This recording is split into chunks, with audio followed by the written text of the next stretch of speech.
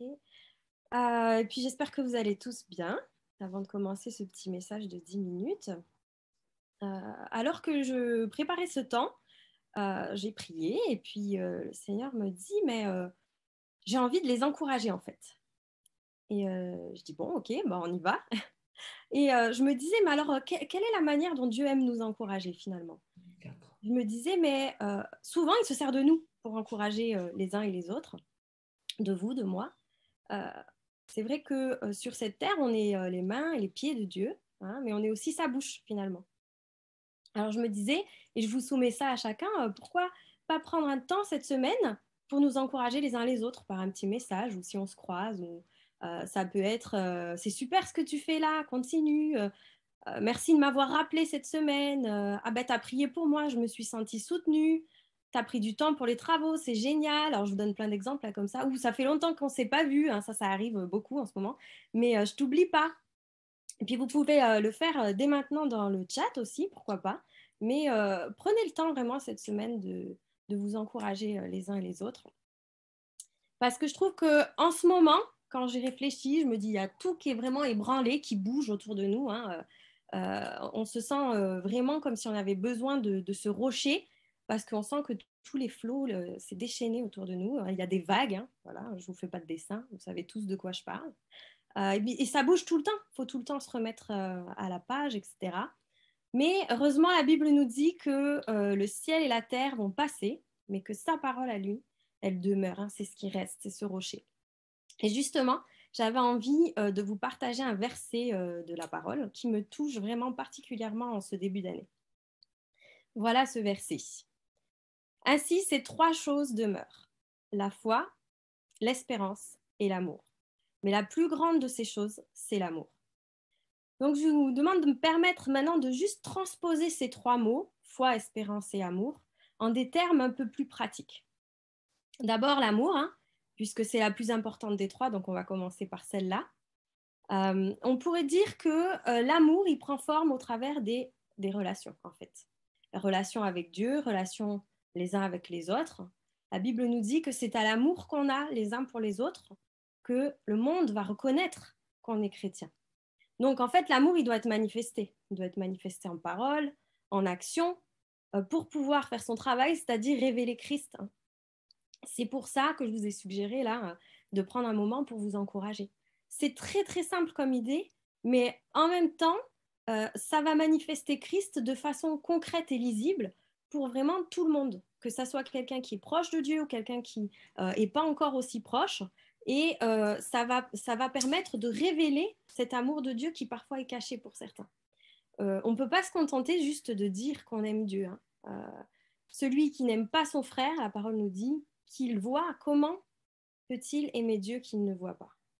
Donc, il faut que ça se voit. Donc, on va poser quelques questions au travers de ce petit message de 10 minutes là. Et puis, on va simplement vous les mettre après dans le chat. Et puis, si cette semaine, vous voulez prendre le temps de réfléchir et de prier sur ces questions, ça peut être une bonne chose. Zélia, tu nous dis la première question? Comment de manière simple, comment de manière simple et concrète je peux rendre visible l'amour de Dieu en tant qu'individu et aussi en tant qu'Église? Voilà. On vous la mettra après dans le chat, hein, du coup.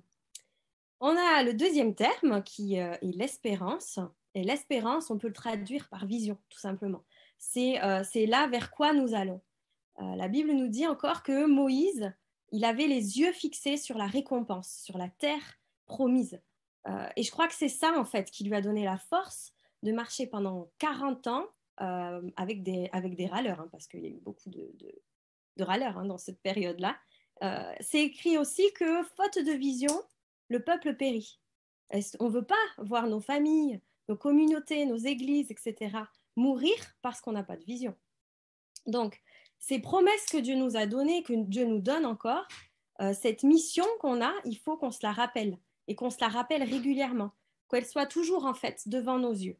Donc, pas besoin qu'elle soit très compliquée, hein, encore une fois. On devrait pouvoir résumer ça en une seule phrase, hein. Donc, on reste simple, c'est des choses simples, mais ça reste toujours devant nos yeux. Et justement, quand on traverse des situations compliquées sur la route, hein, et que c'est long, on peut s'y accrocher. Hein. Vous connaissez le symbole de l'espérance, hein, c'est la fameuse ancre du bateau. Donc, c'est important d'avoir ces promesses et cette vision à laquelle se raccrocher quand ça devient dur et long. Une deuxième question qu'on aimerait vous laisser. Quelles sont nos bonnes résolutions, nos objectifs, la vision qui nous anime? Quelles sont les promesses que Dieu m'a faites, qu'il a faites pour l'Église? Josué. Voilà, ça, c'était 2 questions. Et puis donc, enfin, on va parler du troisième terme qui est la foi. La foi, évidemment, ça va se traduire par l'action, hein, parce que la foi sans les œuvres, elle est morte. Et puis en fait, on peut croire en Dieu, croire que Dieu existe, sans avoir forcément la foi. Ce que je veux dire, c'est qu'on peut croire en Dieu, mais pas se mettre en action. Noé, par exemple, il croyait en Dieu, mais la Bible nous dit que c'est par la foi qu'il s'est acquis les promesses de Dieu. Donc il a dû à un moment donné prendre un marteau, des clous, suivre le plan que Dieu lui avait donné pour l'arche, mais se mettre en action. Clairement, hein, l'arche, elle ne s'est pas faite toute seule. Dans la Bible, dans le récit, on ne s'en rend pas tout à fait compte, hein, mais il y a eu le temps de la promesse et le temps de l'accomplissement, qui étaient des moments en fait assez courts finalement, comparé à toute la période pendant laquelle Noé il a dû construire son arche. Hein. Noé, il a passé finalement la majeure partie de son temps à travailler pour l'accomplissement de la promesse de Dieu. Donc quelqu'un qui a la foi, qui se met en action, c'est vraiment quelqu'un qui est partenaire avec Dieu. Et je voudrais dire aussi que la foi elle se révèle dans des choses très simples, comme on le voit dans la pêche miraculeuse, par exemple. Sur la parole de Jésus, Pierre s'est mis à l'action, hein, très simplement. Il lui a dit, sur ta parole, je vais jeter le filet. Et je me dis souvent, mais franchement, Jésus, il n'aurait pas pu choisir un truc un peu mieux pour révéler sa puissance que pêcher une tonne de poissons, là. Il n'aurait pas pu trouver un truc un peu plus spirituel. Non, parce qu'il avait affaire à des pêcheurs. Et ça, c'était un langage que eux, ils comprenaient. Et nous, des fois, on complique beaucoup les choses et il ne faut pas qu'on oublie de rester vraiment accessible.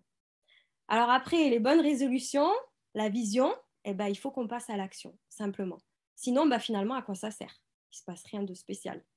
Donc, on peut se demander, pour notre dernière question, Zélia, comment est-ce que notre vision, nos objectifs personnels et en tant qu'Église se traduisent en actions concrètes? Voilà. Donc pour terminer, je voudrais simplement vous laisser l'exemple d'un personnage qui me parle aussi et qui reflète bien cet équilibre entre relation, vision et action, c'est Néhémie.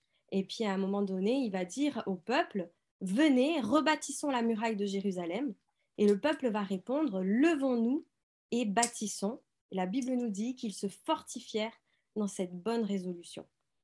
Et de la même manière, hein, mon souhait, c'est qu'en ce début d'année, hein, on puisse être encouragés et fortifiés dans chacun nos bonnes résolutions et celles qui sont pour notre Église. Voilà. Soyez bénis. Je vous laisse les questions du coup dans le